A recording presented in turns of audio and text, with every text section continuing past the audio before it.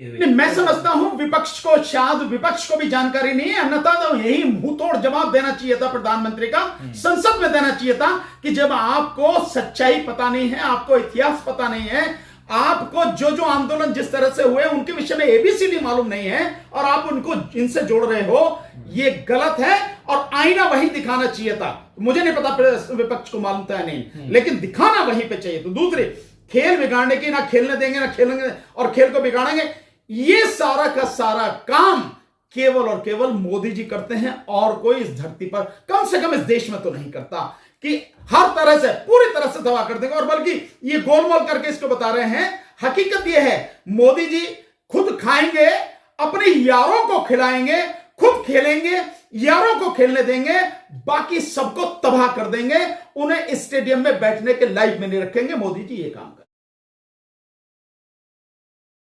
Sir, सबसे पहले आपका स्वागत है डीएस4 न्यूज में। प्रधानमंत्री मोदी सर ये कह रहे हैं कि ऐसे आंदोलन जीवियों से जो है बचने की जरूरत है। किस तरह के आंदोलन जीवियों से बातचीत कर रहे हैं सर?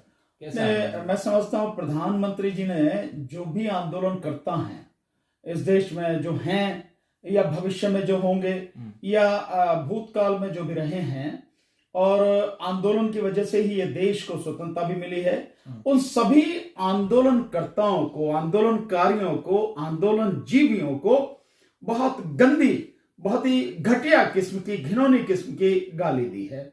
और सबसे बड़ी दिक्कत यह है कि वो गाली उन्होंने संसद के पटल पर दी है। तो मैं समझता हूं इसके लिए प्रधानमंत्री को जरा भी अगर उनको शर्म है तो उन्हें देश के सभी आंदोलनकारियों से उन्हें माफी मांगनी चाहिए जो शब्द उन्होंने इस्तेमाल किए हैं।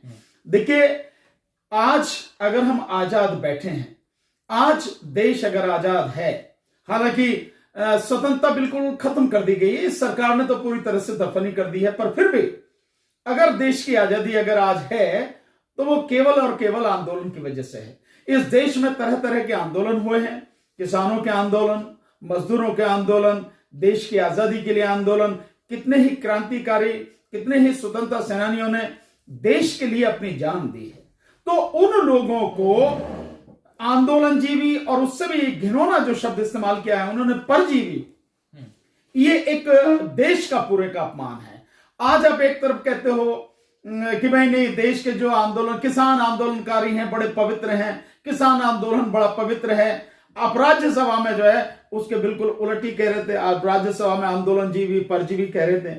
और परजीवी का अर्थ मैं समझता हूं लोगों को समझना चाहिए। परजीवी का अर्थ है, इंग्लिश में से बोलते हैं पैरासाइट, यानी जो दूसरे के ऊपर निर्भर है, दूसरे के टुकड़ों पर निर्भर है, या यूं कहो कि दूसरे की जिंदगी पर निर्भर है, इस तरह से आप कह सकते हैं। आप देखते हैं पौधों में कीड़े लग जाते हैं, पेड़ों में कीड़े लग जाते हैं, वो जो हैं वो कीड़े, उनको परजीवी कहा जाता है।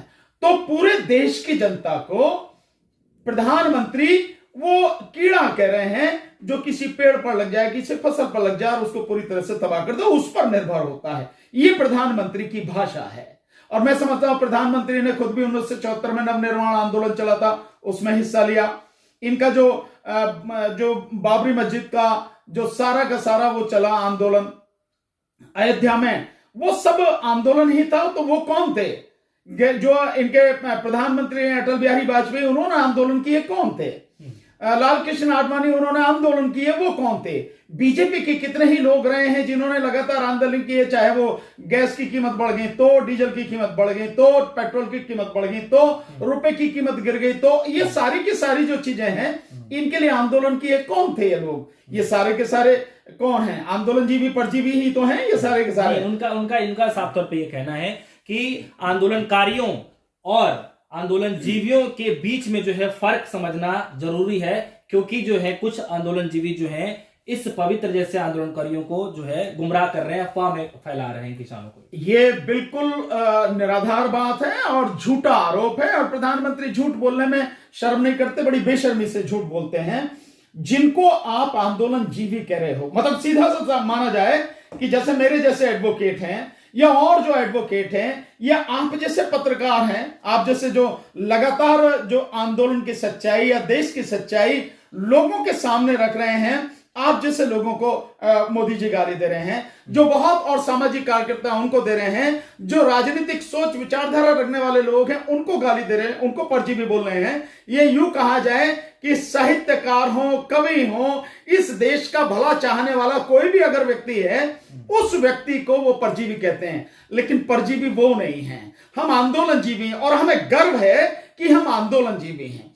आंदोलनजीवी होने का मतलब यह है कि आप जिंदा हैं। आंदोलनजीवी होने का मतलब यह है कि आप मरे हुए नहीं हैं, जिंदा लाश नहीं हैं। आंदोलनजीवी होने का मतलब है कि आप लोगों के दुख दर्द को समझते हैं, महसूस करते हैं और उसको दूर करने के लिए अगर कहीं भी कोई आंदोलन हो रहा है तो आप उसके साथ में खड़े हैं या आंदोलन खड़ा करते हैं। आप आंदोलनजीवी होने का मतलब यह है कि आप सच क्या है, गलत क्या है, इसको न केवल जानते समझते हैं बल्कि दुनिया को बताने की हिम्मत रखते हैं, सच के साथ में खड़े होने की हिम्मत रखते हैं। आंदोलनजीवी होने का यह मतलब है। और इस देश में कितने ही लाखों लोग हैं जो आंदोलनजीवी हैं, अगर ऐसी बात जो हो रही है। और मैं समझता हूं ये एक बड़े गर्व की बात है, ये एक डिग्री है आंदोलनजीवी होना, और आंदोलनजीवी होना वाकई में एक बड़े सम्मान की बात है। लेकिन परजीवी होना यह निश्चित रूप से एक घिनौना काम है। पर मैं आपको बताता हूं इस देश में परजीवी कौन है। यह आरएसएस की पूरी जमात, इतना बड़ा संगठन, इस देश में सबसे बड़ा परजीवियों का संगठन है। यह समझ लेना चाहिए, यह सबसे बड़ा परजीवियों का संगठन है, क्योंकि करते कुछ नहीं है, यह दूसरे पर निर्भर है। और एक और बड़ी मजेदार बात है, आप इसको समझे, यह बड़ी लोगों को समझने की जरूरत है कि एक सीएसआर फंड होता है, आप जानते हैं, कॉर्पोरेट सोशल रेस्पॉन्सिबिलिटी फंड, यानी जो पूंजीपति हैं उनका सामाजिक जो उनकी जिम्मेदारी है उसका एक फंड होता है। और वो होता है कि जो उनकी कमाई होती है उसका 3% उनकी मतलब कमाई में 3% हिस्सा उन्हें सामाजिक उसमें लगाना पड़ता है। जैसे स्कूल में, कॉलेज में, डॉक्टर्स, दवाई ऐसे इलाकों में जहां नहीं होते वो उपलब्ध कराने के लिए यह फंड इस्तेमाल होता है, ये उनकी जिम्मेदारी होती है। इस बीजेपी सरकार ने, मोदी सरकार ने ये जो सीएसआर फंड है वो आरएसएस की तरफ पूरा डाइवर्ट कर दिया, यानी सारा फंड आरएसएस को जाता है। इसका मतलब यह हुआ असली परजीवी कौन हुए, वो हैं। और असली परजीवी, इनसे भी बड़े अगर व्यक्तिगत रूप से किसी को परजीवी कहा जाए तो स्वयं प्रधानमंत्री नरेंद्र मोदी इस देश में सबसे बड़े परजीवी हैं, पैरासाइट हैं, जिन्होंने फसल के नाम पे, पैरासाइट अभी मैंने बताया नहीं कि फसल में लगने वाले कीड़े, पेड़ पौधों पे लगने वाले कीड़े, तो जो फसल को पूरी तरह नष्ट कर देता है, प्रधानमंत्री वाकई में परजीवी हैं, जो इस देश के किसान को, इस देश की फसल को पूरी तरह से तबाह करने के लिए, नष्ट करने के लिए, कॉर्पोरेट की गुलामी करने के लिए ये 3 कृषि कानून लेकर आए हैं। ये समझना, इसको बहुत जरूरी है, और 1-2 मिनट में आपको बताऊंगा, बहुत इसकी परिभाषा जरूरी है, प्रधानमंत्री तक ये बात पहुंचनी जरूरी है। तो परजीवी वो है जो देश को बर्बाद करना चाहता है, इस देश के किसान और किसान इस फसल को बर्बाद करना चाहता है, ये परजीवी है। दूसरा परजीवी वो है जो देश की गाड़ी, खून पसीने की, मेहनत की कमाई पर जिंदा है, और वो कौन है, प्रधानमंत्री। प्रधानमंत्री के खर्चे में एक साल में लगभग 2000 करोड़ रुपए खर्चा होता है, जिसमें 600 करोड़ केवल उनकी सुरक्षा में खर्च होता है। प्रधानमंत्री अपने लिए 2 जहाज खरीद कर लाए हैं 10-10 हजार करोड़ यानी 20,000 करोड़ की कीमत का। तो प्रधानमंत्री परजीवी हैं। प्रधानमंत्री अपना झूठ फैलाने के लिए गोदी मीडिया पर निर्भर हैं, मतलब प्रधानमंत्री परजीवी है, दूसरे पर निर्भर है ना। प्रधानमंत्री परजीवी हैं क्योंकि प्रधानमंत्री अपने इलेक्शन में चंदे के लिए, पैसे के लिए, घूमने फिरने के लिए वो उन पर निर्भर हैं, बड़े बड़े पूंजीपति, उद्योगपति, जिनकी वो गुलामी कर रहे हैं। तो प्रधानमंत्री परजीवी हैं। दूसरा, एक और, प्रधानमंत्री इलेक्शन जीतने के लिए जिस बेईमान इलेक्शन कमीशन और ईवीएम मशीन का इस्तेमाल करते हैं, तो प्रधानमंत्री ईवीएम मशीन और बेईमान इलेक्शन कमीशन पर मेरा प्रधानमंत्री हैं परजीवी। ये परजीवी और जो आंदोलनजीवी हैं, इनकी परिभाषा समझना बहुत जरूरी है। लेकिन भानु प्रताप जी, एक सवाल है कि लोकसभा के अंदर जो है प्रधानमंत्री जो है विपक्षियों को समझा रहे थे, उनका जवाब दे रहे थे, क्योंकि पूछा यह जा रहा था कि इस बिल में जो है आप लोग बार बार ये कह रहे हैं कि जब किसान ये चाहता ही नहीं तो फिर ये इस तरीके के बिल लाए क्यों गए हैं। तो उन्होंने जवाब दिया है कि इससे पहले भी जो है धारा 370 है, कोई नहीं चाहता था, हमने उसको हटाया। उसके बाद जो है ट्रिपल तलाक कोई नहीं चाहता था, हमने उसको हटाया। उसके बाद जो है बाल विवाह का जो वो चल रहा था उसको भी हमने हटाया। इस तरीके के तमाम मुद्दे उन्होंने गिनाए। तो वो कह रहे हैं कि जरूरी नहीं है कि जो आप लोग कहेंगे वो चीज जो किया जाए, चाहे आप लोग से जो देश हित में होगा वो चीज हम करेंगे। तो जाहिर सी बात है इस कृषि कानून बिल से जो है छोटे किसानों को बहुत फायदा होने वाला है। सोनू जी, बड़े अफसोस की बात यह है कि प्रधानमंत्री को इतिहास का जरा भी ज्ञान नहीं। इसीलिए मैं बार बार कहता हूं कि यह बड़े दुर्भाग्य की बात है, देश पे अनपढ़ प्रधानमंत्री और उसकी अनपढ़ टीम जो राज कर रही है, उनको कुछ नहीं मालूम है। जिस उसकी बात कर रहे हैं बाल विवाह की, प्रधानमंत्री को मालूम नहीं है कि बाल विवाह के विषय में 1929 में एक कानून बना था, शारदा एक्ट जिसको कहते हैं। प्रधानमंत्री को मालूम नहीं, क्योंकि इतिहास पढ़ानी, अनपढ़ आदमी है ना। अगर पढ़ा लिखा हो तो बुद्धि का इस्तेमाल करे, अनपढ़ आदमी है, कोई मतलब नहीं है पढ़ने लिखने का। तो उसके लिए आंदोलन चला, और उसके लिए भी आंदोलन कब से चला? 1886 में एक वो हुआ था, उनका नाम शायद रुक्मिणी देवी या कुछ करके था, एक लेडी थी, वो 11 साल की बच्ची थी। उस बच्ची की शादी एक बूढ़े व्यक्ति से कर दी गई। ये 1886 की बात मैं बता रहा हूं, अब की नहीं, क्योंकि प्रधानमंत्री को तो ज्ञान है ही नहीं, एबीसीडी मालूम नहीं है, इतिहास की जानकारी दिलेश मात्र में नहीं है, अनपढ़ आदमी है। तो उस समय जो 1886 में एक कानून, एक मुकदमा जो तय किया गया था, उसमें वो 11 साल की बच्ची थी, रुक्मिणी नाम था, 11 साल की बच्ची थी, बूढ़े व्यक्ति से शादी कर दी गई। और फिर उसको कहा गया, एक मुकदमा डाला गया, तो कोर्ट ने कर दिया कंजुगल राइट का मतलब आप जो है अपने पति के यहां पर जाइए। कोर्ट ने कह दिया हाँ भाई जाइए, लेकिन उसने जाने से मना कर दिया, 11 साल की बच्ची ने, कि मैं नहीं जाऊंगी, आप मुझे जेल भेज दीजिए, कहीं भेज दीजिए, लेकिन मैं नहीं जाऊंगी। और बाद में यह हुआ कि वाकई में उस बच्ची को वो अधिकार मिला, और बाद में कानून बना, हरविलास शारदा थे, शारदा बिल के नाम से वो कानून बना, और उसमें कहा गया कि नहीं, बाल विवाह जो है, इसको जो है बच्ची की जो आयु है इसको ठीक किया जाए। तो शादी की आयु पहले लड़की की 14 साल, लड़के की 18 साल, और फिर आगे बढ़ के वो 18 साल लड़की की और 21 साल जो है उसकी लड़के की गई। ये आयु की उम्र रखी गई, ठीक है ना, ये हुई आगे। तो और आज के तारीख में तो जो पढ़े लिखे लोग हैं, मैं नहीं समझता कोई भी 20-21 से पहले शादी करता है, ये स्थिति है जब तक पढ़ नहीं जाए। तो प्रधानमंत्री को बेसिक जानकारी नहीं। दूसरा, जिसकी बात करते हैं दहेज प्रथा की, दहेज प्रथा के विषय में बहुत आंदोलन चला। अगर जो हमारा राष्ट्रीय आंदोलन है, जो 1857 के बाद से 1947 के बीच में, देश के आजाद होने के बीच जो राष्ट्रीय आंदोलन चला, उस दौरान आप देखिए कितने ही सामाजिक सुधार के आंदोलन चले। उसमें दहेज प्रथा वाला भी था, उसमें बाल विवाह वाला भी था, उसमें महिलाओं के अधिकार वाली भी थी, और विधवा विवाह की बात थी। और ये जो सारी चीजें हैं जो प्रधानमंत्री कह रहे हैं, इन सबके लिए आंदोलन। 3 तलाक के लिए भी सबसे पहले आंदोलन मुस्लिम महिलाओं ने आंदोलन किया, 3 तलाक के लिए। और इसके अलावा 3 तलाक के लिए भी 2000 उसमें शायद 1970 के आसपास कोई एक जो है 70-72 के आसपास, एग्जैक्ट मुझे डेट नहीं याद आ रही, उसमें एक हाईकोर्ट का, पता नहीं एक हाईकोर्ट है, एग्जैक्ट नाम नहीं आ रहा, उसने एक बाकायदा फैसला दिया था 3 तलाक के ऊपर। दूसरा, आप देखिए 3 तलाक के ऊपर मुस्लिम महिलाओं ने आंदोलन किए, और बॉम्बे हाईकोर्ट ने एक आदेश पास किया, और दिल्ली हाईकोर्ट ने पास किया 2007 में, और 2002 में, उससे पहले ऑलरेडी सुप्रीम कोर्ट उस पर कानून, मतलब उस पर फैसला दे चुकी थी 3 तलाक के विषय में।